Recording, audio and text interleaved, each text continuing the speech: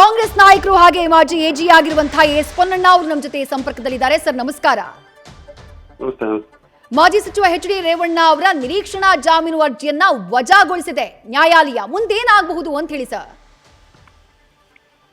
ಮುಂದೆ ಈಗ ಅವರು ಉಚ್ಚ ನ್ಯಾಯಾಲಯಕ್ಕೆ ಹೋಗ್ಬೋದು, ಇಲ್ಲ ಅಂದ್ರೆ ತನಿಖಾಧಿಕಾರಿ ಮುಂದೆ ಹೋಗಿ ತನಿಖೆಯಲ್ಲಿ ಸಹಕರಿಸಬಹುದು.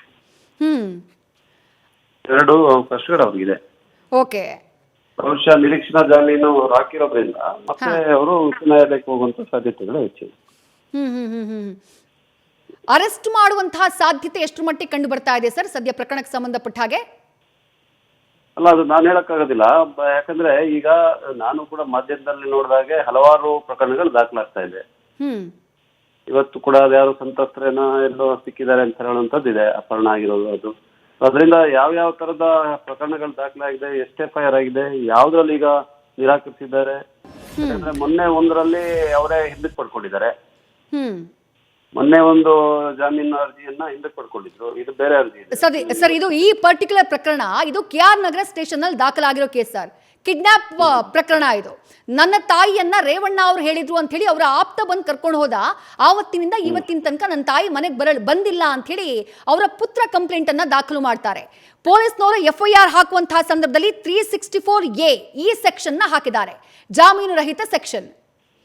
ಹಾಗಾಗಿ ಅರೆಸ್ಟ್ ಆಗುವಂತಹ ಸಾಧ್ಯತೆ ಇದೆಯಾ ಅಂತ ಹೇಳಿ?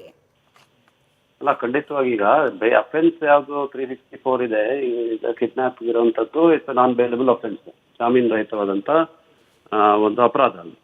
ಅದರಿಂದ ಅವ್ರನ್ನ ಅರೆಸ್ಟ್ ಮಾಡಿ ತನಿಖೆಗೆ ಒಳಪಡಿಸಬಹುದು ಸಾಧ್ಯತೆ ಖಂಡಿತವಾಗಿದೆ. ಆದ್ರೆ ಇವತ್ತು ಸರ್ವೋಚ್ಚ ನ್ಯಾಯಾಲಯದ ಆದೇಶಗಳು ಮತ್ತು ನಮ್ಮ ಕ್ರಿಮಿನಲ್ ಪ್ರೊಸೀಜರ್ ಕೋಡ್ ಅಲ್ಲಿ ಈ ಬಂಧನ ಒಳಪಡಿಸುವಂತದ್ದು ಮತ್ತು ತನಿಖೆಯನ್ನು ಯಾವ ರೀತಿ ನಡೆಸಬೇಕು, ಬಂಧನಕ್ಕೆ ಒಳಪಡಿಸಿ ನಡೆಸಬೇಕಾ ಬೇಡವಾ, ಕಸ್ಟೋಡಿಯಲ್ ಇಂಟರೋಗೇಷನ್ ಅವಶ್ಯಕತೆ ಇದೆಯಲ್ಲ ಅಂತ ಹೇಳೋದೆಲ್ಲ ಸಂಪೂರ್ಣ ವಿಚಾರ ತನಿಖಾಧಿಕಾರಿಗೆ ವಿವೇಚನೆಗೆ ಬಿಟ್ಟಂತದ್ದು.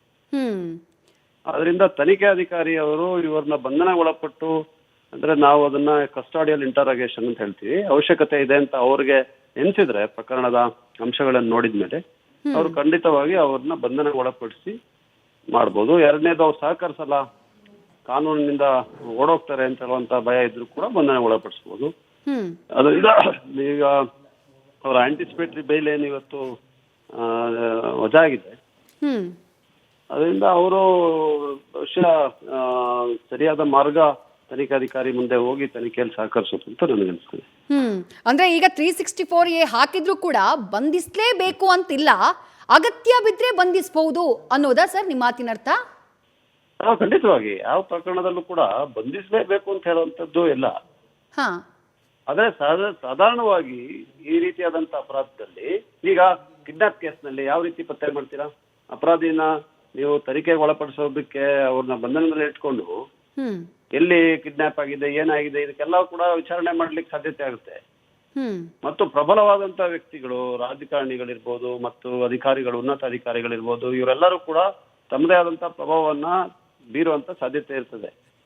ಯಾರ ಮೇಲೆ? ಸಂತ್ರಸ್ತರಿಗಳ ಮೇಲೆ, ಅವರ ಕುಟುಂಬದ ಮೇಲೆ, ಇವರ ಮೇಲೆ ಎಲ್ಲಾ ತರದ ಪ್ರಭಾವವನ್ನು ಬೀರುವಂತ ಸಾಧ್ಯತೆ ಇದೆ. ನಮ್ಗೆ ಅದು ಕಾಣ್ತಾ ಇದೆ ಬೇರೆ ಈ ಪ್ರಕರಣದಲ್ಲಿ ಆತರ. ಅದಕ್ಕೆ ಅದ್ರೂ ಕೂಡ ನಾನೇನು ಹೇಳಕ್ಕಾಗೋದಿಲ್ಲ, ಯಾಕಂದ್ರೆ ನಾನು ಇವತ್ತು ಮುಖ್ಯಮಂತ್ರಿಗಳ ಕಾನೂನು ಸಲಹೆಗಾರನಾಗಿ ನಾನು ಮಾತಾಡೋದು ಸರಿ ಹೋಗೋದಿಲ್ಲ. ಇಷ್ಟು ಹೇಳಬಲ್ಲೆ, ಕಾನೂನಿನಲ್ಲಿ ಯಾರು ತನಿಖೆಯನ್ನ ನಡೆಸ್ತಾ ಇದ್ದಾರೆ ಅಧಿಕಾರಿ.